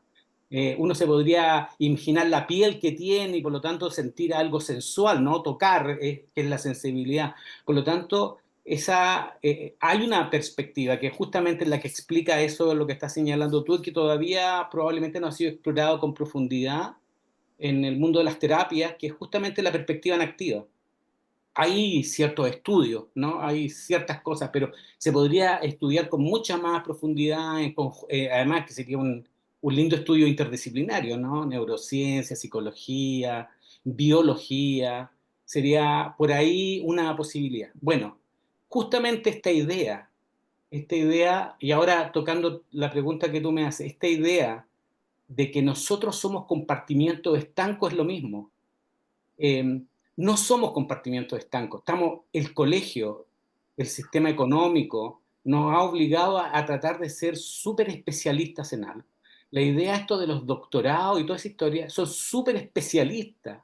¿Te das cuenta, no? Y el especialista ve pero un pequeño mundo, porque yo en física veo un punto de lo que es la física en general. Estoy seguro que los psicólogos ven una parte de la psicología, los sociólogos ven una parte. Entonces, lo que pasa es que esta hiperespecialización nos hace como si tuviéramos comportamientos estancos y es producto de la competencia. Para poder yo competir en un mercado tengo que ser súper especialista.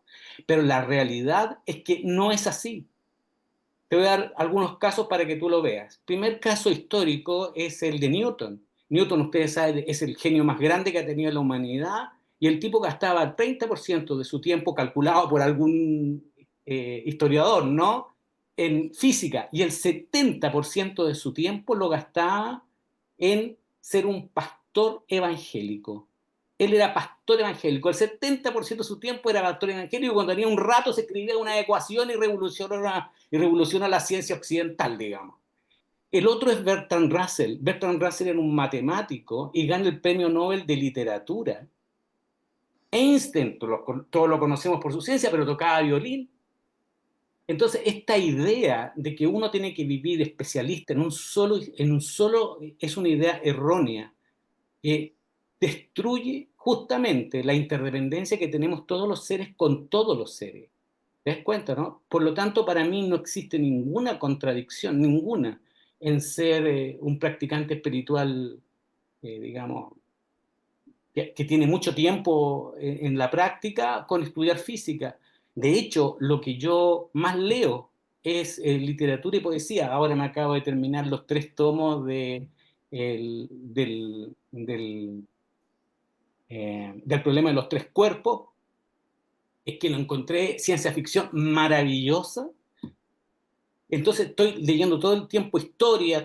Yo no veo las separaciones que tiene el mundo. Y esto se debe a lo que decía Pero esto, para que estas cosas se rompan, uno no tiene que pensar como especialista, ni ser sobre todo un especialista. Digamos, la característica de poder vagar, como el nervio vago, que conecta todo, aquí ser un vago es sumamente positivo, porque significa que yo puedo ir de una técnica a otra técnica, de un conocimiento a otro conocimiento, porque yo no tengo que competir con nadie, yo no tengo que ganar una posición en una universidad, no tengo que conseguir un determinado trabajo.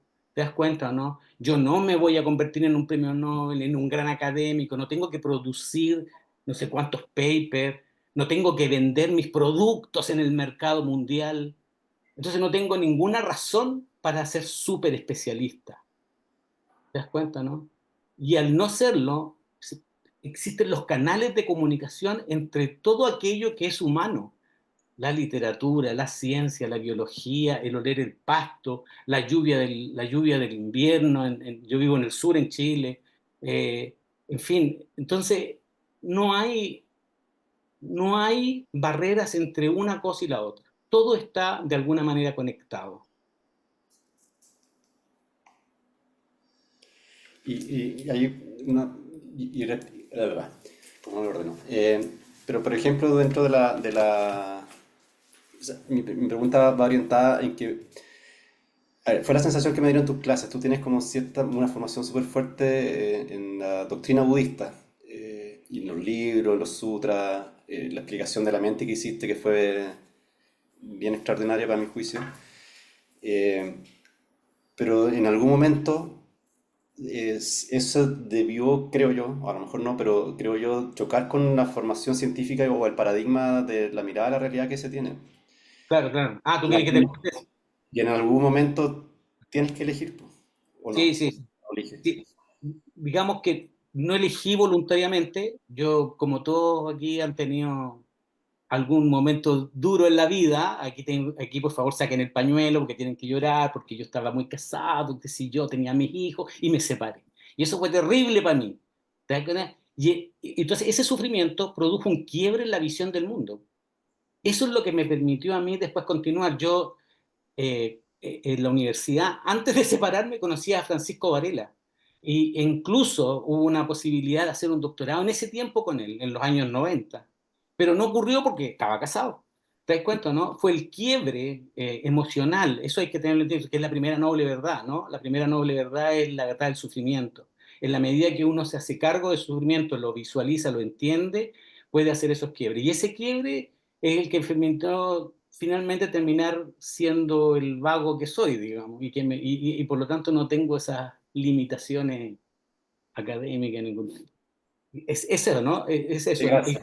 La emoción es una cuestión súper importante en la vida humana. Sufran, chiquillos, porque van a cambiar. No, no estoy pendiente. Gracias. Bueno, estoy intentando encontrar un punto de nexo entre todas las cosas, pero me está costando un poco difícil, me está costando un poco. Al final va a ser el sufrimiento, Luciano? Un punto de nexo, pero... bueno, solo me acuerdo de la pregunta ya hace tanto que solo me acuerdo del lado oscuro, pero voy a intentar contestarte un poco. Vamos a ver, vinculado al tema de la sociedad, por lo que estábamos hablando, a las palabras de Katy también. Claro, si nosotros reflexionamos acerca de qué es la educación, y en concreto si reflexionamos acerca de lo que hay en las escuelas, pues no todas las escuelas tienen por qué traer todas las cosas. Es decir, que se elige dentro de un currículum qué cosas si consideramos relevantes o no en un ambiente histórico y social concreto. Por ejemplo, ahora en el ambiente que tenemos del Zoom, o lo que estamos hablando, que estamos probablemente mucho más aislados que antes, en ese sentido, aunque más conectados desde diferentes lugares, por eso estamos teniendo esta conversación, pero a nivel humano, lo que tú decías, probablemente más separados, porque no tenemos esa conexión. Acabo de tener esta mañana un encuentro con 15, 16 terapeutas y ha sido maravilloso, ¿no? Y me he dado cuenta como de la importancia que tiene ese tipo de unión respecto a, por ejemplo, la unión a nivel online, que no se genera lo mismo. Ayer dirigí un curso presencial, que muchas veces ya no lo hago, y la meditación se sentía de una forma muy distinta.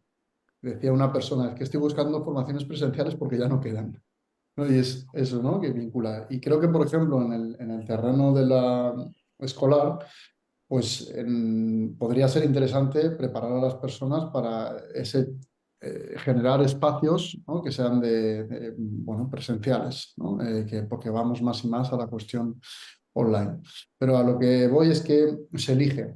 Y entonces la idea de introducir mindfulness u otras prácticas contemplativas dentro del contexto escolar es una idea revolucionaria si tenemos en cuenta que tratamos de cultivar una serie de competencias que generalmente en los currículos escolares no se están teniendo en consideración, a pesar de que la sociedad pues tiene, como tú has dicho, ciertas problemáticas de salud mental, requerimos trabajar en equipo, es decir, un montón de competencias o disciplinas que luego en la escuela muchas veces no se cultivan como más intencionalmente. Cuando traemos prácticas contemplativas a la escuela, uno de los propósitos es que las personas se puedan acercar a sí mismos, a sí mismas, y puedan encontrar un espacio seguro dentro de sí mismas y de sí mismos. Y aprendan a regular sus emociones, aprendan a estar consigo mismos, aprendan a reencontrarse, aprendan a ser amables consigo mismos y también con los demás. Este es el propósito. Este es un propósito que en la escuela generalmente, en edades más tempranas, más primarias, sí que se hace, pero luego más adelante, con lo que ha dicho Luciano, por ejemplo, de la especialización, etcétera, pues es algo que se olvida bastante, ¿no? En secundaria más, bueno, en la universidad ya pues cada uno va a su historia, generalmente, aunque es un espacio que, bueno, pues en principio debería haber vinculaciones fuertes, o una educación más contemplativa en ese sentido, donde se le da importancia a la amabilidad, a la conciencia, etcétera, etcétera, pero no se hace. Entonces, con esto te quiero decir que cuando nosotros estamos introduciendo o tratando de promover una visión donde se introduzca esto en el contexto escolar, primario, secundario, universitario, la idea que se tiene es cultivar ese tipo de competencias para promover un tipo de ser humano que tenga en consideración esa visión, ¿sí? Y que promueva esas competencias a nivel individual y grupal. Ese tipo de pedagogía no suele estar tan instaurada generalmente. Entonces, ¿cuál es el lado oscuro? Pues mira, hay algunos investigadores que traen un lado oscuro, que puede ser, por ejemplo, que Crecer Respirando. Otros programas son programas muy limitados en el tiempo. Es decir, que empiezan y acaban. Y entonces dicen, eso no es una integración adecuada dentro del contexto escolar, porque no es sistémica, no es escalonada, no va a tener un impacto a largo plazo, ¿no? Como hablaba Luciano con el largo plazo. No va a permitir profundizar lo suficiente como para generar cambios realmente estructurales. Puede ser verdad, Entonces lo que hacemos al final es una reconciliación entre lo posible y lo que nos gustaría. Entonces, todos estos programas de mindfulness, como Crecer Respirando u otros, son programas muy limitados en el tiempo que permiten poner una semilla y como el que hace un MBSR, un MDCT o empieza a practicar un poquito una vez a la semana, pues va generando como un surco que me permite ir, bueno, pues entrando en esa dinámica. ¿Que eso es todo el impacto que puede generar la práctica contemplativa? No, ni mucho menos, pero es un primer impacto. Entonces, cosas que se han visto, pues que se están sucediendo, pues por ejemplo, resultados que no han sido positivos. Los hay a lo largo del globo, sobre todo en secundaria, con adolescentes es donde más los hay.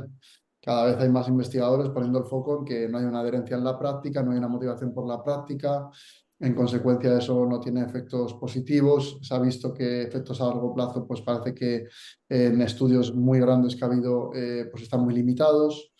Pero hay que pensar siempre, como le gusta pensar en el budismo, en términos de condiciones. Y las condiciones con las que se ha implementado mindfulness u otros programas en la escuela, pues a lo mejor no han sido las mejores. Por ejemplo, la formación del profesorado ha sido muy limitada. En consecuencia, ya sabemos que impartir algo que uno no sabe realmente qué es puede tener un impacto de que la transmisión o el beneficio que produzca no es muy grande. Y eso ha sucedido, por ejemplo, en el Reino Unido. Entonces, son programas limitados en el tiempo, son semillas, se requeriría que fuese mucho más a largo plazo, pero para eso se requiere mucha más formación para que las personas puedan introducirlo de una forma responsable y que esté, bueno, pues más instaurado o que las personas puedan interiorizarlo más y más de una forma más sistémica y escalada.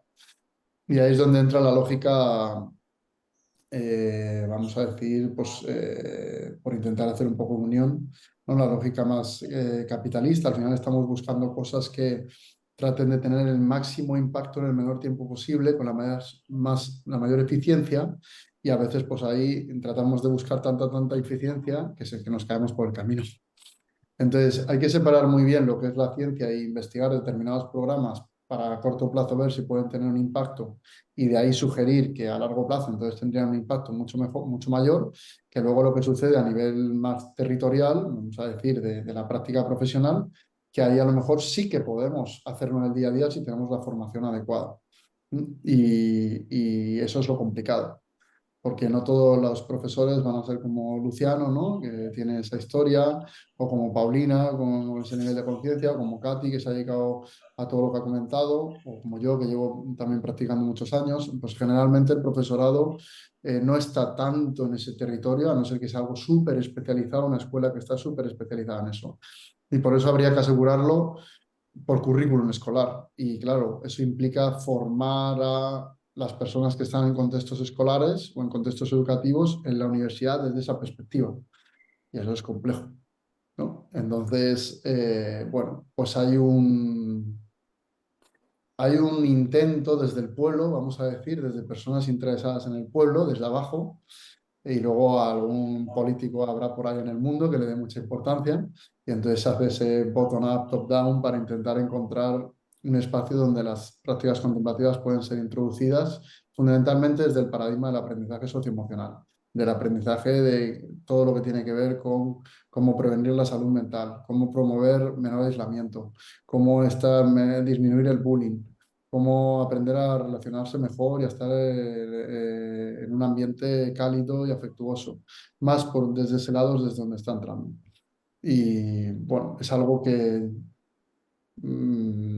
probablemente va a ir a más y más porque la demanda social, dado que estamos perdiendo todos la cabeza progresivamente, y los chavales con nosotros, pues probablemente va a ir a más, ¿no? Entonces, creo que es casi por lo que ha dicho Luciano. A mí me pasó esto y entonces tuve una fractura y entonces tuve que hacer esto. A mí me pasó lo que he contado y entonces tuve que hacer esto. Pues socialmente probablemente esté habiendo un quiebre a nivel de salud mental, a nivel de relaciones, a nivel de aislamiento, a nivel de empatía, que está promoviendo que más y más se vea la importancia de este tipo de aproximaciones como las prácticas contemplativas y lo que pueden aportar en un contexto preventivo o de desarrollo como es la escuela. Eso es lo que te puedo decir que me venga así reflexivamente. No, muchas gracias, Carlos. Sí, yo, un último comentario. ¿Qué te pareció la realidad de los niños chilenos con los españoles?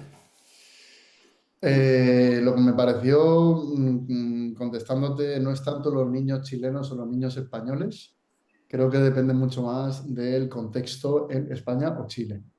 Es decir, pues en España, en barrios, digamos, de niveles socioeconómicos más bajos, pues va a haber una realidad conflictiva, y también en Chile, en niveles socioeconómicos más bajos, hay una realidad más conflictiva. De hecho, yo una cosa que compartía con Katy, ¿no? Que cuando estuvimos allí, pues en el mismo día íbamos a colegios donde el nivel socioeconómico era bastante alto y a colegios donde el nivel socioeconómico era más bajo. Y veías unas diferencias abismales. Y tenían que ver no tanto por Chile, yo creo, tiene que ver más por justamente esa forma de funcionamiento. Ahora, que la desigualdad en Chile es mucho más grande que en España, sí. Pero si la desigualdad en España fuese así de grande, también pasaría que el impacto en el desarrollo sería igual los niños chilenos o españoles. O sea, que no tiene que ver con la nacionalidad, lo que estoy intentando decirte. Tiene que ver con el sistema que hay. El sistema que hay en Chile es más desigual, a mi parecer, que en España, lo cual no quiere decir que en España no haya territorios, digamos, muy conflictivos, pero en general, el Estado trata de compensar un poco más. Tiende a ser un país que brinda menos hacia la excelencia y brinda más hacia la equidad. Chile, por ejemplo, brinda mucho más hacia la excelencia y se olvida un poquito más de la equidad, o bastante de la equidad. Entonces, el que sale bien parado sale bastante bien parado, y el que sale mal parado, pues sale muy mal parado. El ascensor social es bastante complejo. España tiende más a la equidad en general, pero por ejemplo, donde yo soy de Madrid, cada vez vamos más y más y más a un modelo donde la desigualdad está más presente. Entonces, eso es lo que te puedo contestar. Sí, muchas gracias. Gracias, Carlos. Gracias, Felipe. Nos estamos acercando al final de este conversatorio. Tengo dos preguntas pendientes, pero no quiero dejar pasar primero el comentario de Pili Audi, que nos dice que le emociona y le tranquiliza lo que Luciano estaba comentando, porque ha sido un camino de cuestionamiento para ella entre su experiencia laboral y lo que ha ido aprendiendo este tiempo, ¿no? Y yo ahí voy a sacar como este concepto que en algún momento hablamos de la humanidad compartida. Todos estamos sufriendo, ¿no es cierto? Y hay algo que y nos une esa base y el querer aliviar eso y alcanzar la felicidad. Le doy el pase a Alejandra Celis y luego Claudia Sútolo, y con eso estaríamos terminando nuestra ronda de preguntas. Alejandra. Muchas gracias. Hola a todos. Mi consulta va para Paulina porque tuvimos una clase con ella de compasión que me llamó mucho la atención, y particularmente a mí, que me interesa mucho lo que es enseñar y los instructorados. Una de las cosas que quiero consultar es que, porque tengo esa como inquietud, es que he visto a muchas personas que son instructores, pero que también son psicólogos.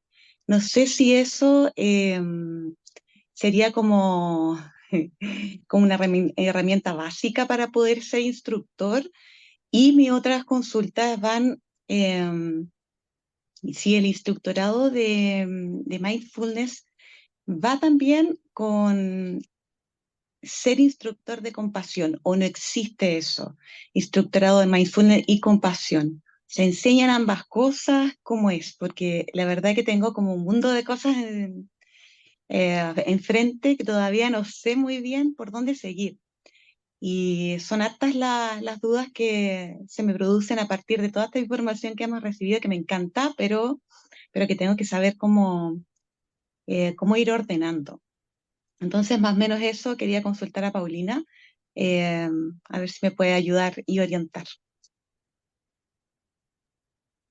Bueno, Alejandra, creo que por ahí, tal como quizás no sé si lo vieron en alguna de las clases, las prácticas en general tienen distintos niveles de aplicación eh, de acuerdo a su contexto y a quién las imparta. Entonces, tienes un grupo, las prácticas pueden ser aplicadas a nivel clínico, ¿no es cierto? Y ahí sí requieren, bajo ciertas temáticas, ciertos diagnósticos, y ahí sí requieren, por supuesto, profesionales de la salud que trabajen en ese tema y estén dirigidos a incorporar ese tipo de práctica.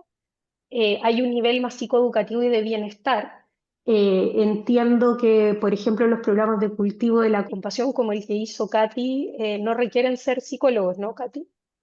No. Entonces hay programas que efectivamente no, pero hay otros programas que son, por ejemplo, terapias basadas en la compasión que sí requieren que sean profesionales de la salud, psicoterapeutas básicamente. Y eso por una parte, y de ahí depende mucho, claro, de lo que quieras hacer y lo que estés buscando para formarte y ver cómo lo quieres aplicar. En general, lo que nosotros hacemos en el instituto es a nivel psicoeducativo, hasta ahora es lo que hemos, nuestra parrilla, no clínico, así que respecto al instructorado estaría dentro del marco de prácticas enfocadas al bienestar y más a nivel psicoeducativo. Y claro, hay formaciones específicas para prácticas de compasión, aunque tú me preguntaste por nuestro instructorado, por el del instituto. Ahí sí se ve la práctica de Tonglen, pero siempre en ese contexto, ¿sí? Así que esa es mi respuesta. Porque hay también un nivel espiritual, porque lo tengo acá, es una de las cosas que vimos en la clase, y dice, la deben impartir maestros espirituales o personas con una reconocida experiencia y con unos valores y principios intachables. Pero ¿cómo yo sé quién puede impartir esto? O sea, ¿cómo lo puedo medir? Claro, es que yo creo que en esos contextos psicoeducativos y más clínicos, las credenciales son las que son transversales a nuestro contexto occidental, ciertas formaciones oficiales, instructorados que hayan hecho las personas en lugares reconocidos, y cuando ya estamos hablando a nivel espiritual, que esa clasificación, si no me equivoco, es la que plantea Javier, la de estos tres áreas. En el caso de las prácticas espirituales son directamente los caminos ya contemplativos espirituales, y ahí tienes que ver un poco con tu búsqueda personal, de ir a buscar como un maestro o maestra de una tradición particular y seguir un poco los principios de esa línea.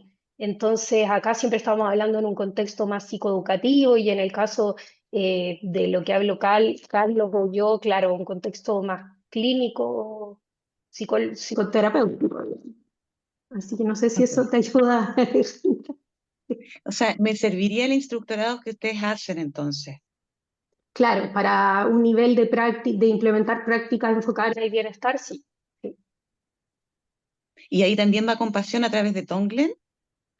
Ahí no se ve toda la gama de compasión de práctica, se ve Tonglen como práctica de compasión, que claro, que proviene de la tradición budista tibetana, el modelo.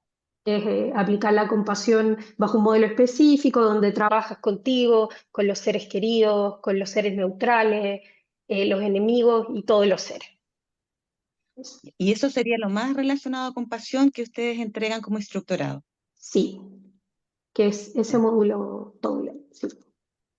Ya, muchas gracias, Paulina. Gracias a ti, Alejandra. Pues le doy el pase ahí a Claudia. A mí me ha pasado algo contrario a la manera en que funciono, que es que me ha generado una curiosidad muy específica a través de las clases, y ustedes como investigadoras e investigadores, me preguntaba a propósito de estos cambios estructurales que pareciera ser que requieren prácticas sostenidas en el tiempo. ¿Qué pasa con, no sé si hay investigación para poder evaluar si hay impacto, si hay adhesión, si hay transformación en personas con diagnósticos psiquiátricos, por ejemplo, bipolaridad o derechamente trastornos de personalidad severos como podrían ser, no sé, personalidades antisociales, ¿no? Como me interesa saber si hay un- un- una interacción entre el mundo de la psiquiatría, las prácticas contemplativas, su aplicación y su investigación. Y si no lo saben, si me pudieran, o sea, no sé si se dedican a eso, pero o si tienen referencias bibliográficas, que me entra la curiosidad respecto de la interacción entre la psicoterapia, perdón, la farmacoterapia, y cuál es la diferencia que pudiera tener la farmacoterapia versus, o no sé si tenga que ser en vez de adicionalmente a, ¿no? Pero me interesa, por ejemplo, qué pasa con alguien que supuestamente no tiene, que tiene una personalidad psicopática y no tiene supuestamente un área de empatía. ¿Esta área se podría desarrollar a partir de estas prácticas? Claudia, una pregunta para concretar. O sea, ¿tu pregunta es más psicopatología en general o estás preguntando específicamente por antisocial y psicopatía? Me interesa antisocial y psicopatía. Vale. Entonces estoy fuera de juego, porque te iba a decir, te podía hablar de muchas cosas, pero justamente, fíjate que me haces pensar. Eh, no he visto muchos estudios, por no decir que no me vienen estudios, acerca del uso de específicamente eh, el uso de las intervenciones basadas en mindfulness o determinadas prácticas contemplativas con la problemática antisocial. No sé si mis compis aquí con intervenciones basadas en compasión se habrá visto algo. También está muy feo porque me vienen a la mente estudios que ha habido en la cárcel, pues que no tiene nada que ver estar en la cárcel con cuestiones antisociales. Entonces, no sé si mis compañeros a lo mejor saben algo de intervenciones que se han hecho con trastorno antisocial, por ejemplo, en la generación de el intento de la promoción de la empatía y la compasión. Vamos a ver.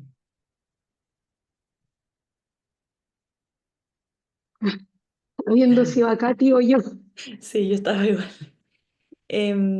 Yo puedo decir muy poquito porque la verdad es que también desconozco, no es para nada mi área, sobre todo porque no soy clínica, pero eh, también tengo una impresión de que hay un poco a veces de contradicción, no sé si me equivoco de la parte clínica, no contradicción, contraindicación con algunas prácticas de meditación y algunos tipos de patología, pero eso entiendo que es más en la línea de psicosis, esquizofrenia.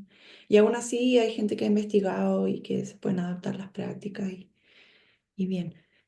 Solamente quería recalcar, como aclarar algo para que no quede una confusión de que pueden haber y existen cambios estructurales en el cerebro con corto plazo. O sea, hay muchas investigaciones que muestran cambios con 10 horas de práctica, con un día de retiro intensivo, con 5 días. Eso se puede. El problema es que esos cambios queden, ¿cierto? Ujú. Que eso ya es otra cosa. Pero respecto a la población clínica, yo pondría mi mano al fuego que no hay mucho en investigación con compasión que yo sepa, no. Ni siquiera desde esa mirada de cómo tratar de un poco compensar esa supuesta, porque no sé qué tan es así o no, esa falta de empatía. Sé que hay algunas investigaciones que han mostrado que de hecho en psicopatía no es que haya falta de empatía, sino que son como hay problemas relacionados a la empatía, pero no es falta de empatía. Pero no, tampoco conozco mucho detalle. Solamente mencionar como por lo que dijiste de comparación con fármacos, pero eso ya es en otra área que sé que Ujú. Carlos también conoce, que hace un tiempo salió publicado un estudio como bien potente que comparaba el efecto del escitalopram con una intervención de mindfulness, pero Ya. no sé si era depresión o ansiedad. Ansiedad, em, ansiedad. Ansiedad. Y vieron que no es que mindfulness fuera mejor, sino que era igual de equivalente en el fondo. Pero Ujú, eso ya es en otra población clínica que es ujú. totalmente diferente a la que estás De preguntando. hecho, respecto a ese estudio, acaban de sacar análisis secundarios en JAMA y vuelven a reportar lo mismo. Ahora hace como una semana. Mm. ¿Y me Pero puede claro, mandar la referencia, por favor? Creo que el primero lo publicaron en Lancet, ¿o no? yo creo que los dos, yo creo que ambos en JAMA, no sé. Lo voy a buscar El mientras Lancet, y sí, lo puede ser el mando Lancet. En por cualquier caso, información. respecto a lo que decías, Paulina, no sé si querías decir algo, pero una cosa es psicopatía, otra cosa es sociopatía. Entonces, claro, hay una diferencia importante. Y claro, la psicopatía se asocia más a cuestiones, se asocia, ¿viste? Estoy hablando teóricamente, se asocia más a cuestiones temperamentales, es decir, como si fuesen como más estables a nivel casi genético Ujú, y hereditario, y en la sociopatía no. O mm, sea, y entonces desde ese punto de vista, lo que tiene que ver con la sociopatía probablemente son problemas vinculares, cuestiones de ujú, apego. Entonces, desde ese punto de vista, no sé si hay algo, pero claramente en intervenciones basadas en mindfulness y en compasión serían súper útiles y simplemente por el impacto que pueden tener en la función reflexiva, es decir, lo que tiene que ver con la mentalización como un primer aspecto y luego como la capacidad de conectar consigo mismos, porque muchas veces tiene que ver con cuestiones disociativas, ¿no? Por el daño que se ha experimentado, entonces me disocio, entonces llevo a cabo pues este tipo de problemáticas, de comportamientos antisociales. Ahora, es que ahí se entra en un mundo un poco turbio, vamos a decir, la cuestión etiquetado por parte del DSM, ¿no? Hay quien puede incluso decir que la psicopatía per se no existe, sino que tiene que ver con experiencias tempranas que llevan a que la persona se desarrolle en esa dirección y entonces pues tenga problemas con la empatía, problemas con los límites, la no comprensión de las normas, etcétera. Pero esto ya te digo que, no sé, Paulina, ¿has visto algo de esto? ¿En pasión con algo antisocial? En términos de intervenciones, nada. No hay Qué raro, investigación de ensayos ni nada que se haya hecho al rarísimo eso. respecto. Sí, creo que lo que sí hay, y creo que he visto algunos por ahí, son artículos más teóricos que proponen como perspectivas respecto a la psicopatía y cómo la compasión podría tener ciertos efectos, pero no experimental de alguna manera, no se han hecho. Ok, muchas gracias. Ujú. Súper, muchas gracias también ahí a la respuesta conjunta.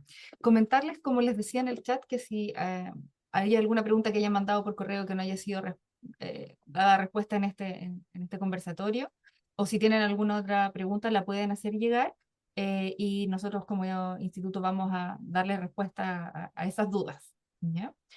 Eh, Queridos todos, hemos llegado al término de este conversatorio. Les agradezco a todos la disposición, la apertura también a hacer sus preguntas.